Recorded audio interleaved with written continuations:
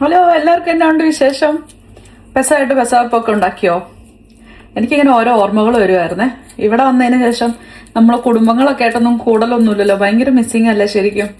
എനിക്കാണെങ്കിൽ ഞാൻ ബത്തേരിക്ക് വന്നതിന് ശേഷം ബത്തേരി മമ്മി എപ്പോഴും പറയും, മിഥുന വന്നതിന് ശേഷം എല്ലാ വർഷവും പെസവപ്പം ഉണ്ടാക്കുമെന്ന് പറയും.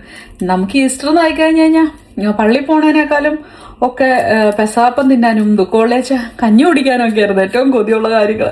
കയ്പ് നീര് ഇതൊക്കെ. ഇപ്പൊ ഇവിടെ വന്നപ്പോൾ എല്ലാം ഭയങ്കര മിസ്സിങ് ആട്ടോ. ഞങ്ങളാണെങ്കിൽ പള്ളിപ്പോക്കൊക്കെ കുറവെന്ന് തന്നെയല്ല, ഇല്ലാന്ന് തന്നെ പറയാം. അപ്പൊ ഞാനാണെങ്കിൽ ഇന്നിങ്ങനെ വിചാരിക്കുമായിരുന്നു, പപ്പയുള്ളപ്പോൾ എല്ലാവരും കൂടെ വൈകുന്നേരം പെസാക്ക് അപ്പമൊക്കെ ഉണ്ടാക്കി കഴിഞ്ഞിട്ട് എല്ലാ വീടുകളിലോട്ടുകൂടെ കണക്കാക്കിയാണ് ഉണ്ടാക്കുന്നത്. എന്നിട്ട് ഉച്ചയാകുമ്പോഴത്തേനും രാവിലെ പണി തുടങ്ങുമല്ലോ, ഉച്ചയാകുമ്പോൾ നമുക്ക് മുറിക്കാനുള്ള കുരിശിന്റെ അപ്പമൊക്കെ വീട്ടിൽ വെച്ചിട്ട് നമ്മൾ ബാക്കിയുള്ള അപ്പച്ചന്മാരുടെയും ഒക്കെ വീടുകളിലോട്ട് ഇങ്ങനെ കൊണ്ടു കൊടുക്കും കേട്ടോ. അവിടെ ഉള്ളവർ നമ്മുടെ അടുത്തൊക്കെ വരും, അടുത്തുള്ളവരും അയൽവക്കക്കാരും കുടുംബക്കാരും ഒക്കെ.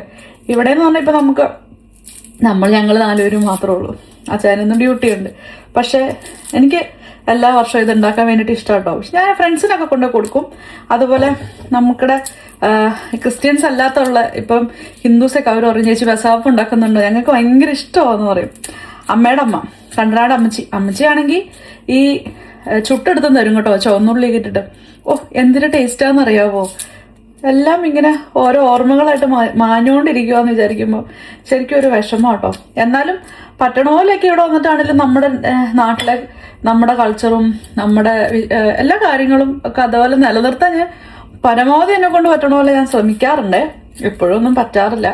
പക്ഷെ സമയക്കുറവുണ്ട്. നമ്മുടെ ഡ്യൂട്ടി എന്നൊക്കെ പറഞ്ഞാൽ ഇങ്ങനെയാണല്ലോ. അപ്പം നമ്മുടെ പെസവപ്പം പോലെയൊക്കെ പക്ഷെ അയച്ചാന് ഡ്യൂട്ടി ഉണ്ട്. അത് കാരണം നമ്മൾ രാത്രി ഞാച്ചാൽ വന്നു കഴിഞ്ഞിട്ട് മുറിക്കുള്ളൂ. ചെറിയ ആൾക്ക് സ്കൂളും ഉണ്ട്. അതിനിടെ നമ്മുടെ തൊട്ട് ഒരു വീടപ്പുറം നമ്മുടെ മലയാളി ഫാമിലീസ് ആണ് കേട്ടോ.